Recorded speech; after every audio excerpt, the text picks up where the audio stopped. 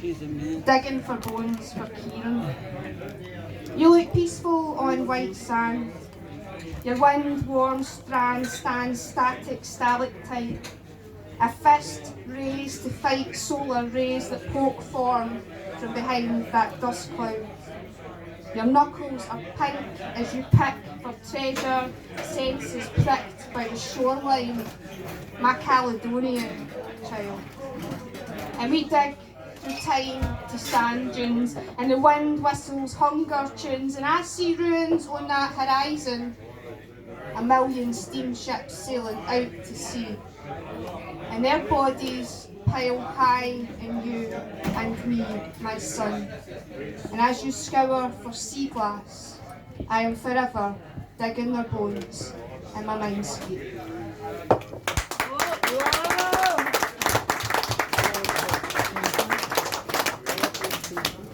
So I suppose where I parked my car when I came in was an area called District 14. When Irish migrants came off the ships at the Brunei Lodge during the Great Hunger, most would have got caught there, at least temporarily. It was where the first soup kitchen in the city was built. The death rate outstripped the birth rate, and it feels odd to kind of read these poems in that space actually, knowing the amount of people who would have probably passed this pub on the way up. And this topic's been touched on so much better tonight, but I'm going to just leave with a tiny bit of prose in a poem, and just thank you for listening. It's been a long time since I've read anywhere, so thank you. I'm writing today as another boat has capsized in the English Channel. Another 4 bodies recovered by the Coast Guard, another riptide of reactionary response. Our Prime Minister says he is a humanitarian, but under his government humans are detained in conditions where typhoid thrives. He says he wants to solve a crisis by deporting those who seek refuge. He says that the stretch between Europe and England is dangerous and illegal routes are causing a crisis. It makes no sense to me that anyone can be illegal for existing, and I cannot acclimatise to a world where seeking refuge is problematic.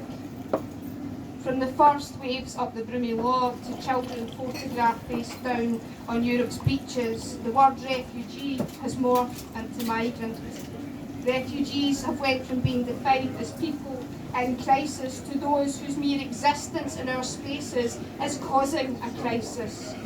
Because fascism is skilled at using language and twisting reality and weaponising it and the truth of others. I have turned off my TV.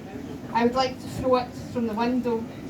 It is not like this hasn't happened before.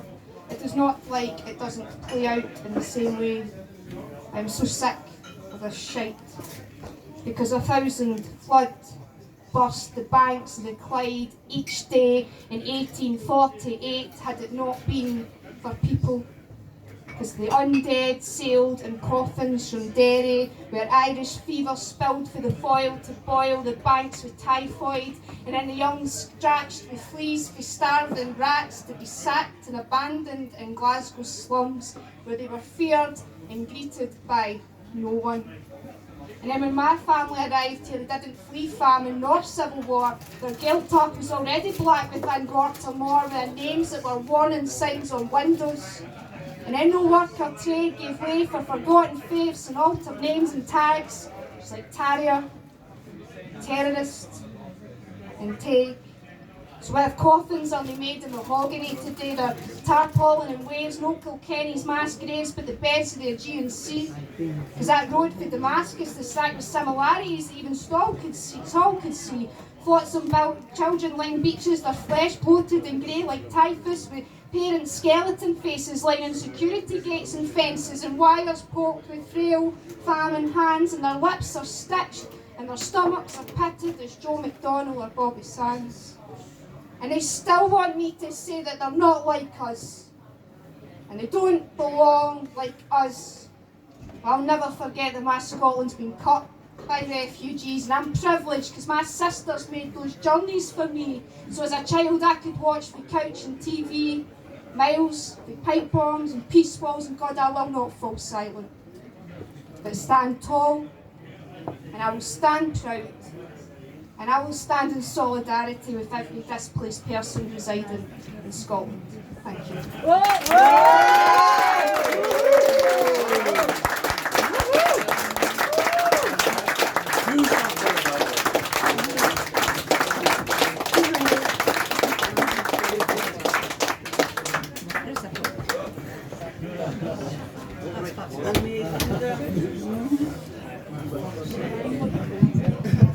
Thanks very much to Victoria McNulty